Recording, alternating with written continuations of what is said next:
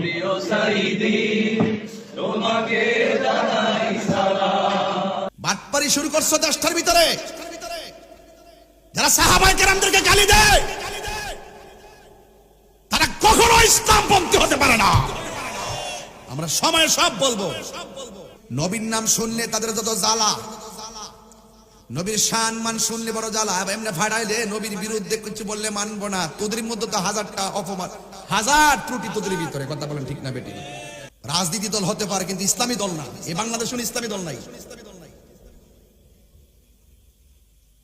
এগুলো মানুষকে I wash করে, মানুষকে ধোঁকা দেয়। ওরা যদি সত্যি ইসলাম প্রেমিক হতো, বাবা শাহপুরানের মাজারে যারা আক্রমণ করেছে তারা প্রতিবাদের জন্য মাঠে নামতো। কথা বলেন ঠিক কিনা? তার মানে বোঝা যায় ওরা ভিন্ন একটা এজেন্ডা বাস্তবায়ন করার জন্য মাঠে নেমেছে। আমরা কি ছেড়ে দিব? হ্যাঁ, রাজনীতি করো, রাজনীতি ব্যানার ব্যবহার করো, মন চাইলে 100 বছর থাকো, আমাদের অসুবিধা নেই। কিন্তু তুমি পাবলিককে ধোঁকা দিবা।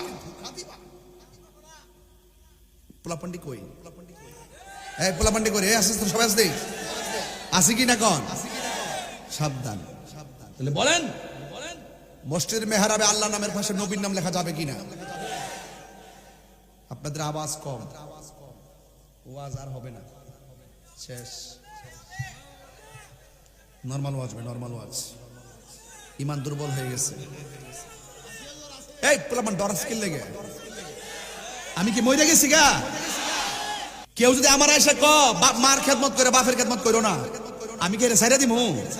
কেউ যদি আমার বাপের খেদমত করে, বাপের ঢাকা যায় তো বারে ফালা রেখো, আমি কে সাইরা দিমু? হে আমার বন্ধু না শত্রু? তো কোন বেটা যদি আল্লাহ নামের পাশে নবীর নাম লেখা যেত না, আমি যদি প্রতিবাদ না করি, আমি কিসের উম্মতে হইলাম? হাত তুলে বলা ঠিক কি না?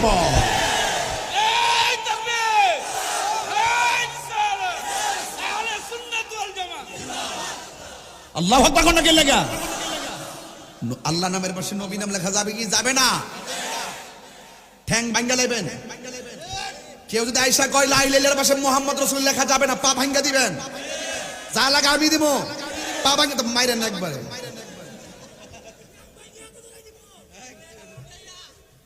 নবীর বিরুদ্ধে কথা বলে সান না, নবীর পক্ষে কথা বলে যার সেরা কালো হয়ে জায়গা, হে দুনিয়ার দুশমন। কথা বলেন ঠিক না বেঠি? এর মুখ দাইলো কেমনে? মা, বাবা, ভাই, বোন, দাদা, দাদি, নানা, নানি, খালা, খালু, ফুফা, ফুপি, চাচা, চাচি, বন্ধু, বান্ধব, জামাই, বউ, সব আল্লাহ জোড়া জোড়া পাঠাইছে। এই জোড়া জোড়া বানাইবার আগে আল্লাহ নিজের বন্ধুর লোকে জোড়া সাজ্জা লইছে।